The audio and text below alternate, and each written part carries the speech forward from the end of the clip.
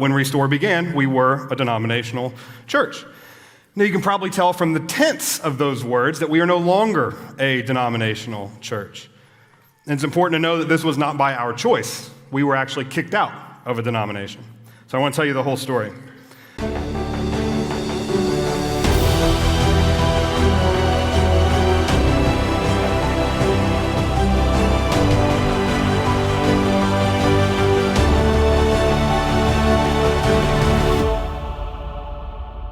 Now, I also know that what we've been through is nothing compared to what LGBTQ plus folks have endured.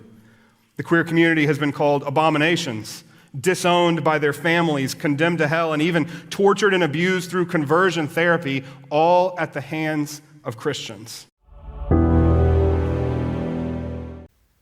Many thanks to Ginger, who sent me this sermon from Pastor Zach W. Lambert, called All-Inclusive, Homophobia and Transphobia.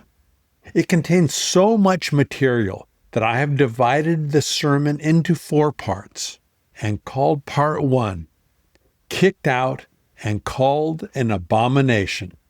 Here is Pastor Lambert. Hey, my name is Zach. I'm the lead pastor here at Restore. Thanks so much for checking out this week's message. I hope that it's encouraging to you and inspiring to you. I hope that it causes you to dive deeper into the scriptures. And I hope that you're able to do that with some people around you, with some community. But if you don't have that, we would love to invite you into the community here at Restore. If you want to take a next step, get more connected, you can just go to restoreaustin.org/connect, fill out a card on there, and I will personally reach out to you in the days after you do that. And if you want to grab coffee with me or just get more information about the church, I will make myself available to you for that. As you will hear, we are in this thing called a year around the table. And it really comes from this vision that God's given us, that Restore will be a place where anyone has a seat at the table and everyone experiences the extravagant love of Jesus.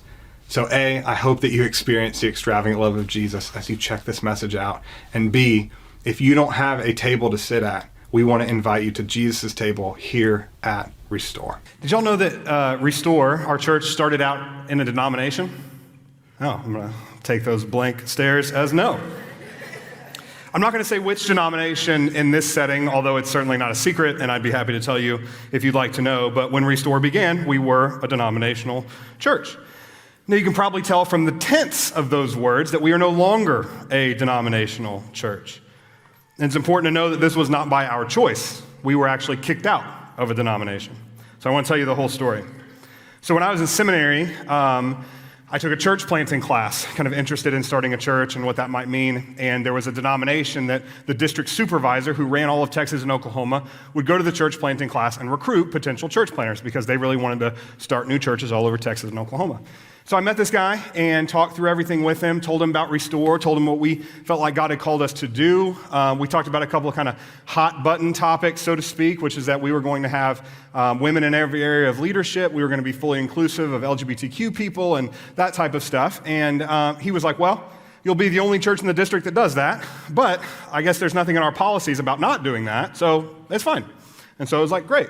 And it was very much pitched as like, we're a big tent movement. You know, we got the kind of core ancient doctrine stuff right. Like, we come around 2,000 years of Christian orthodoxy. Like, you can be a part.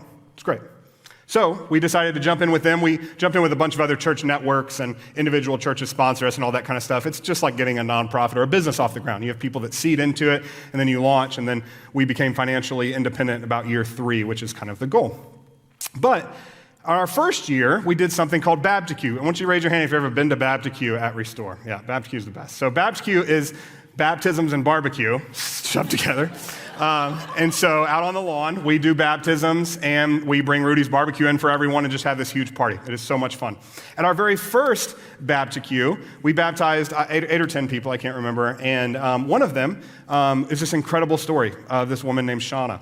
And Shauna had come from just horrific background of growing up in churches where, bad news stuff in these churches, like where like black people couldn't come, where they were escorted out, where you couldn't even remotely identify with LGBTQ community stuff. I mean, it was intense kind of fundamentalist churches.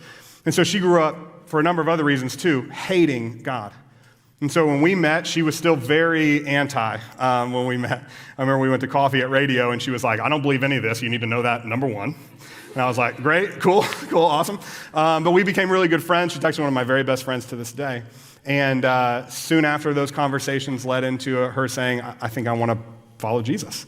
She had this incredible encounter with him. We actually showed her story once on video. It's really beautiful. So we baptized her with all the other people that got baptized at the BaptQ.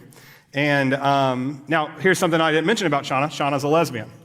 And I honestly didn't think that much about it when it happened. But there were some other churches in the denomination who got really upset. And they got so upset that they actually took it to the guy that had recruited me. And he said, well, no, we knew that the church was going to be like this. We're okay with it, whatever. Well, they couldn't get what they wanted done with him. And so they took it all the way to the head of the denomination internationally. It's based out of kind of the Midwest.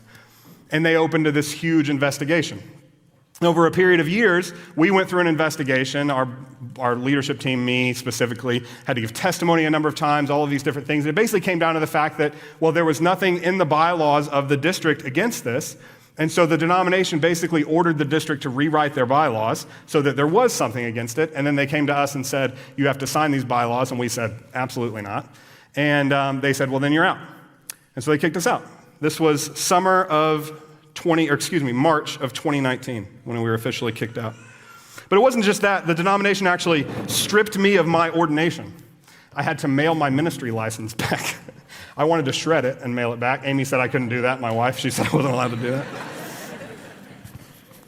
And then I got an email from the executive director of theology for the entire international denomination in which he said, quote, I am concerned for your salvation and the salvation of those to whom you minister. Now, I wish I could tell you this is the only time that something like this has happened due to our support of full inclusion for the LGBTQ plus community, but it's not. We've been called an apostate church. We've been kicked out of not just that denomination, but a number of different church networks. Even an office space here in Austin we were kicked out of. We lost a bunch of funding over the years, and I've been told I'm going to hell more times than I can count. But honestly, none of that comes close to the joy that we have experienced from seeing LGBTQ plus folks who have come to faith at Restore, come back to faith at Restore, and found a church where they can fully participate for the first time in their lives.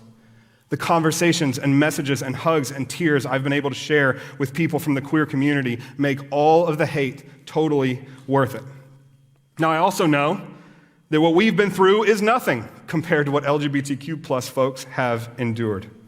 The queer community has been called abominations, disowned by their families, condemned to hell, and even tortured and abused through conversion therapy, all at the hands of Christians. And these are not just statistics, these are stories. And these stories didn't just happen to random people, they happened to people that I love. People in this room. People I consider to be my closest friends. One of these friends was locked in a basement and repeatedly assaulted during her Christian conversion therapy. One of my friends was kicked out of a church during their transition, and the pastor told everyone in the congregation to, quote, treat him like he's dead until he repents of his perversion.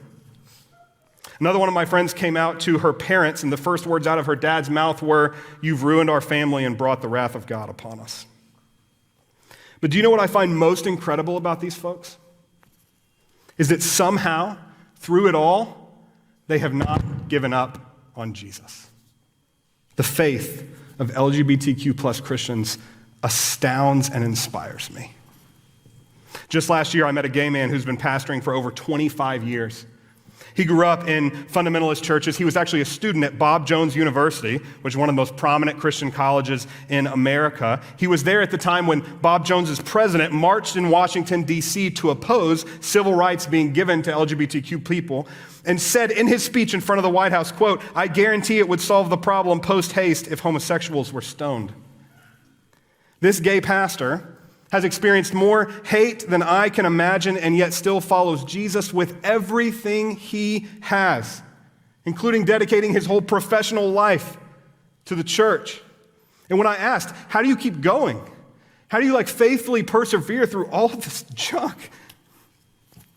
He said, I'm not going to let anybody take Jesus from me. For far too long, Christians and churches have tried to take Jesus from LGBTQ plus people. They have been marginalized, excluded, and even attacked in the name of Christ. And that's why we are spending this morning talking about homophobia and transphobia in the church. And we're in the middle of this teaching series called All Inclusive, God's Big Beautiful Family. And we've been looking at these stories from the life of Jesus and the early church of how God radically included people in his family who had previously been excluded or marginalized. Now, I usually spend about a week writing a sermon. I've been writing this one for 2 months. I've been preparing for it for what feels like a decade.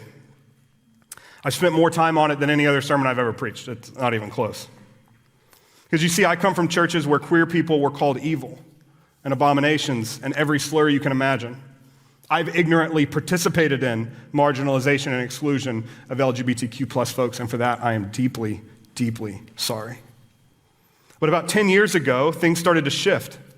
And they started to shift because I met a few gay people who were faithfully following Jesus. And they didn't conform to any of the stereotypes, the things I'd been told about what they were like, right? This caused me to start kind of digging deep into Scripture and reading widely from a variety of perspectives. And since then, I've read about 20 books on the subject, as well as countless kind of articles and sermons. And today, I'm just going to share some of that journey with you as we look at Scripture to help us understand how God sees sexual and gender minorities. We'll also talk about the handful of verses commonly used to justify excluding or marginalizing LGBTQ plus folks in the church. Now, my guess is that this message is going to make some people a little uncomfortable, maybe even displeased, and I understand that. But here's my request. I'm going to pray in just a second. As I do, I want you to ask God to open your heart, to give you an open mind as we walk through this together. Okay, let's pray. God, we thank you for this morning. Thank you for your church. We thank you for your scriptures. I pray that as we dive into your word, that you would illuminate it for us. That you would open our hearts, open our minds to the truth that you have for us this morning. I pray that the words that come from my mouth would be inspired by you, God. You would lead us as a church family to who you've called us to be. In Jesus' name I pray. Amen. Thrown out and condemned.